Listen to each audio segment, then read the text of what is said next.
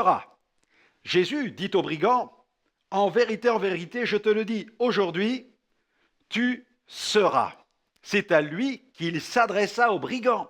Jésus lui dit, tu seras.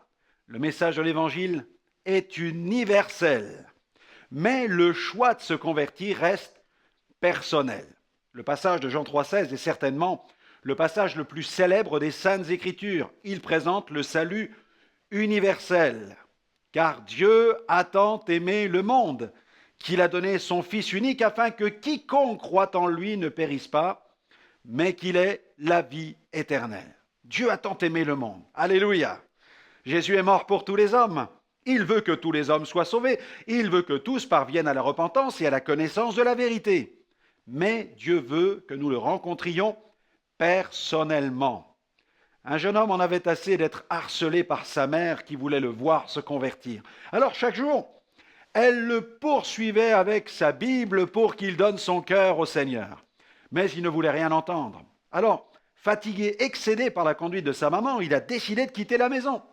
Il a ramassé toutes ses petites économies et il est parti, vous savez où? Pour l'Inde, jusqu'en Inde, à pied, en autostop. Nul besoin de vous dire que le voyage fut long et que cette escapade lui permit de vivre toutes sortes d'aventures et de péripéties. Arrivé en Inde, il ne lui restait plus un sou. L'estomac était tiraillé par la faim, il a commencé à voler les fruits qui se trouvaient sur les étalages des petits commerçants indiens, mais très vite, il était pris en flagrant délit et arrêté par la police, enfermé dans une prison indienne. Au bout du monde, loin de ses parents, il était désespéré. Dans sa cellule, en guise de lit, il disposait d'une vieille paillasse reposant à même le sol. Épuisé, il s'est allongé dessus, mais ne pouvait pas trouver le sommeil. Les conditions de vie là-bas étaient plutôt précaires. Et là, seul, face à lui-même, il s'est rappelé que sa mère lui parlait souvent de Dieu. Il a commencé à réfléchir, à comprendre que ce qu'elle faisait, même si elle le faisait maladroitement, elle le faisait pour son bien. Il a commencé alors à prier, timidement. Et puis, alors qu'il était allongé, il a tourné sa tête sur le côté, il a aperçu un petit trou dans le mur. Il s'est mis à plat ventre et il a tenté de regarder par ce trou. Peut-être allait-il apercevoir un acolyte dans la cellule d'à côté. Allait-il trouver quelqu'un à qui parler? Il regarda attentivement, mais il n'y avait personne. Soudain, des inscriptions sur le mur attirèrent son attention. Quelle surprise! Il ne pouvait en croire ses yeux. Il pouvait apercevoir, incrusté profondément dans le plâtre du mur, ces lettres accompagnées de chiffres qui correspondaient à cette référence qu'il connaissait si bien. Il s'agissait de Jean 3,16. Car Dieu a tant aimé le monde qu'il a donné son Fils unique afin que quiconque croit en lui ne périsse point, mais qu'il ait la vie éternelle.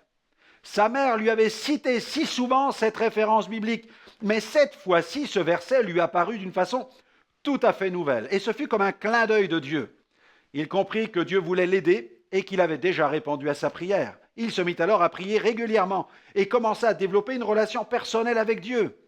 Quelques jours plus tard, il fut libéré et rapatrié en France. Quand il arriva chez lui, sa mère n'en crut pas ses yeux. Son fils avait changé. Il était transformé, il était rayonnant. Il avait rencontré Jésus d'une manière personnelle. Nous devons inviter Jésus personnellement dans notre vie, dans notre cœur. Car, comme la Bible enseigne, Paul, dans son épître aux Romains, chapitre 10, verset 13, il a écrit ceci, « Car quiconque invoquera le nom du Seigneur sera sauvé. » Toujours dans l'épître aux Romains, toujours le même chapitre, verset 9, « Si tu confesses de ta bouche le Seigneur Jésus, si tu crois dans ton cœur que Dieu l'a ressuscité des morts, tu seras sauvé. » Ainsi, être sauvé, ça n'est pas seulement recevoir la certitude d'aller au paradis après la mort, c'est avoir cette assurance d'être avec Jésus dès à présent. Et il est possible de vivre avec Jésus maintenant, dès ici-bas. Pas besoin d'attendre d'aller au ciel pour espérer vivre avec lui. Dès aujourd'hui, si Jésus est votre Sauveur et votre Seigneur, réalisez que vous êtes sauvés, vous êtes avec lui et il est avec vous. Alors j'aimerais vous recommander cette prière aujourd'hui. Commencez-la par un Alléluia, ça veut dire gloire à Dieu. Alléluia!